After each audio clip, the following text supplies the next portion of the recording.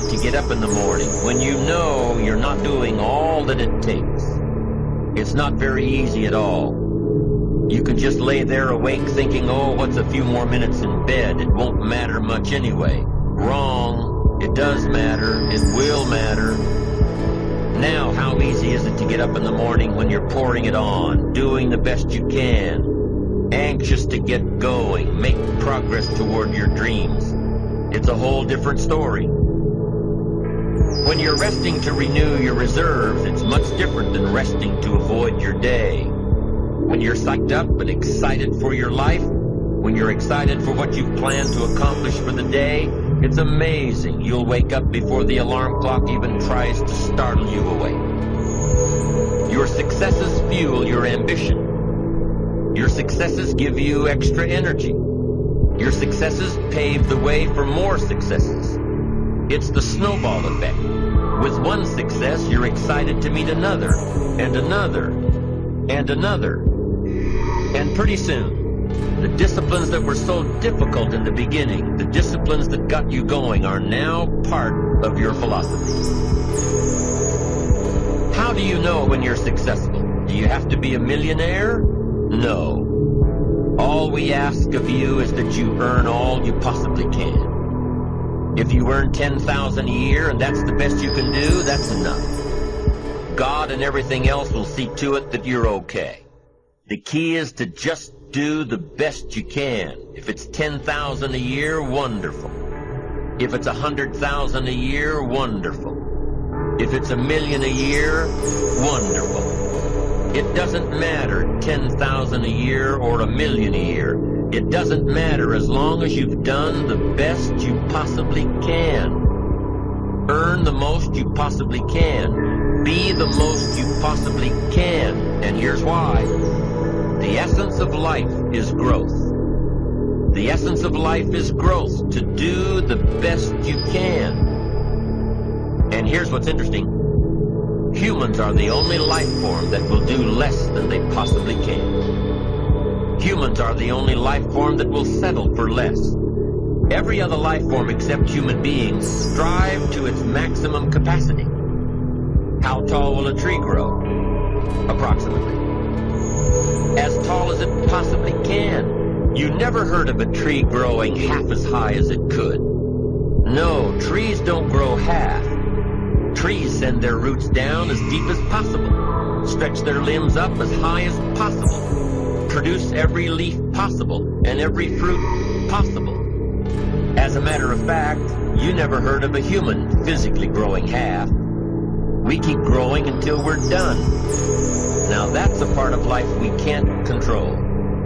It's genetically coded. And that's probably why we keep growing till we're done. Because we can't control that part. It's the rest of our growing that we control. The growing of our minds, the expansion of our minds, that we can control. And that's what tends to get away from us. All life forms inherently strive to their max except human beings. Now, why wouldn't human beings strive to their maximum possibility? Here's why. Because we've been given the dignity of choice. It makes us different than alligators and trees and birds. The dignity of choice makes us different than all other life forms. And here's the choice. To become part of what we could be, enough to get by, or to become all that we can be. My best advice for you is to choose the all. Earn all you can, make all the friends you can, read as many books as you can, develop as many skills as you can, see as much as possible, do as much as possible, make as much fortune as possible, give as much of it away as possible. The max, there's no life like it. I'm telling you, once I got on track, I've never looked back. Pick up the challenge, go for it. Take the best of the two easies. Take the root of it's easy to get ahead. It's easy to do all you can. It's easy to succeed. It's easy to have financial freedom. The more you do, the more you get. So the two primary benefits of positive reinforcement are, number one, to build good habits, and number two, to create more energy to fuel your ambitions, your desires, your achievements. How can you isolate what's working for you and what isn't? How can you make sure that you are reinforcing your positive disciplines? Well, if it isn't apparent, easy to see right away, if what you're doing is happening in such small increments that you're not sure if you're on track, then you need to be writing it down. You need to keep a journal anyway.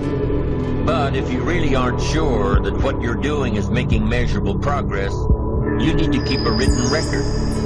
You need to write down everything that may be relevant in your day. What you did, who you saw, what you felt, how it may or may not affect you now and in the future.